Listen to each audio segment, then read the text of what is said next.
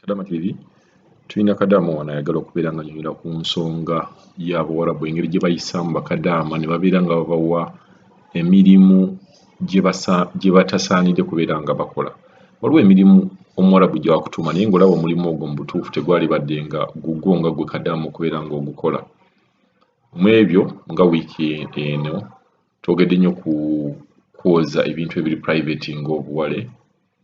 Ne twogera ebintu ng'okugamba nti jangu nkole massage n'aggyamu engoye ze zonna omukole massage. Ebintu by'okubeera nga bino jangu nkuuteko mu mugongo ng'ali bwereere. Ebintu ebyo tugamba nti ebintu ebyo bibeera somehow private. Kakati Kadaama ono alina engeri gy'agenda okubeera nga annyonnyola ku bintu ebikwatagana n'enneeyisa z'Abawarabu ddala obuwale obwo n'ebintu ebirala ngeri ki gy'osobola okukola. Ate nga kirungi ayagadde n'abatannaba kujja abakyali e Uganda abatannaba kujja ku kyeyo okubeera nga bawuliriza ebigambo bye kuba ekintu akibaddemu akimanyi bwe kitambula era osobola kubeera otya ng'okigonza ne kibeera nga kijja mu ntegeerayo n'eya bboosi n'embeera ey'okubeera nga mwenna musobola okubeera nga mukwataganira wamu. Halo nyabo. Yebaleko Omwami Kadaama TV. Bebale kutuweereza bambi. Kati badde njagala ngambe ku mwana muwala oyo bambi. Gwe boozesa empale. Ate buno bubaka bugenda abo but sinnaba kujja abapulaninga okujja. Kuba kati olwedda abaliwo bo baatomera dda. Tebabimanyi. Bo baatomera era tebakyalina ngeri gye bakola ki gye bayinza kivaamu. Mu butuufu mulimu abaana bamu ogenda ne weebuuza n'ogamba oba baliko ki oba baabaki. Kuba waliwo nze nange omwana omuwala aliwo akolera wa mama wa boosi wange. Oli ye bannyina ba boosi bamuwa empale n'ayoza ne bateekako n'omuwa amateeka g'okuzigolola. N'ozooza ate n'omala n'ogolola. Ne mugamba naye gwe wabaaki?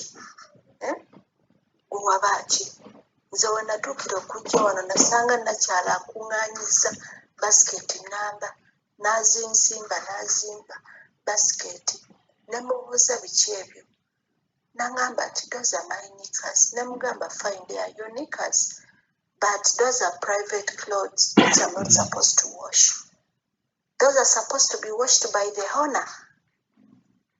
Okitegeera. Ne mubuuza, can I give you mine so that you also wash? N'aŋŋamba no, I cannot. Ne mugamba if you cannot, which means even me I'm not also supposed to wash yours.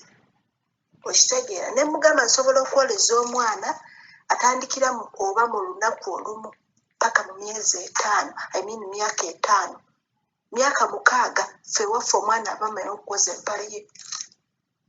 Myaka 6 omwana yeeyoleza empale ye ey'omunda. Ssebo nga bandeetera n'ey'omuwala ow'emyaka 11 nezize namugambirawo from day one. Era okuva ku olwo teyatawaana, azikuŋŋaanyeeyo mu kisenge kye, ez'omusaayi ezabiki azikuŋŋaanyeeyo mwezi mulamba. Okumanya abakazi bano bakyafu. Omuntu w'okuŋŋaanyiza empale okumala omwezi mulamba, in fact n'okusoba ez'omusaayi ezabiki zonna n'akuŋŋaanyeeyo. Walaba kirabika zikendedde kuba babeera na nnyingi. Walaba oba ziweddeyo nayo kasitula basiketi namba n'aleeta n'ayiwa mu mashini n'ayoza. Ze ne bwe ziba nga zimaze okukola ki nga zimaze okweyoza mu mashini sizikwatako. Ye kennyini yajja n'abyejjiramu n'abitwala ebipale bye n'ayanika. Bannange baanamwe muli bantu njagala mbabuulire temwemalaamu. Kyobalaba ebikazi bya wano bitumanyiira nnyo.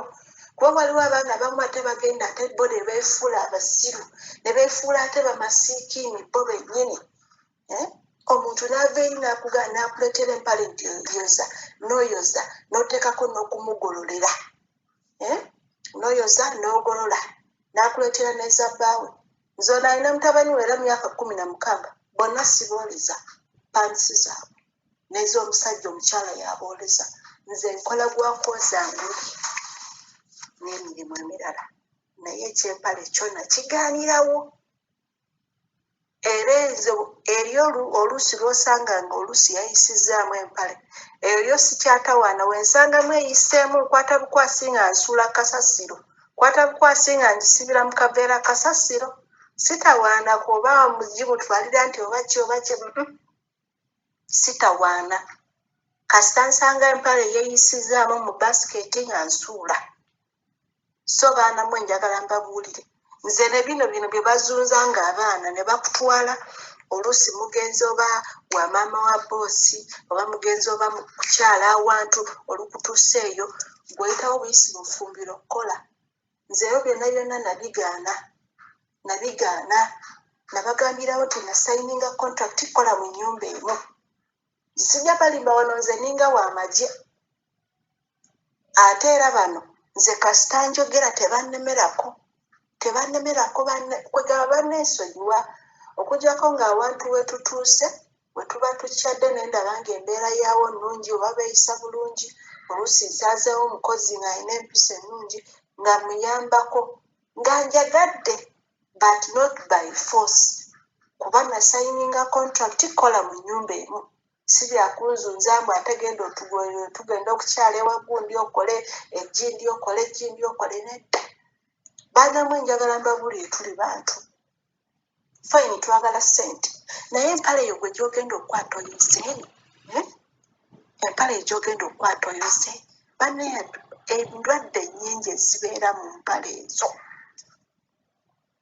mulimu famire ezimu nga bo tebakkiriza nagula gloves ate abaana abamu nga bo akwata bukwasi n'engalo tafaayo okitegeera mulimu ebintu bingi ebyawala byolina okwegendereza owulidde olina okwegendereza oli muntu so nze kyenina okubagamba abantu bano batega ebintu bingi so olina okwebeereramu ng'omuntu nze bye byange byensobola okubagamba naawe kwegamba naawe weewe valiyo gwe nga ggwe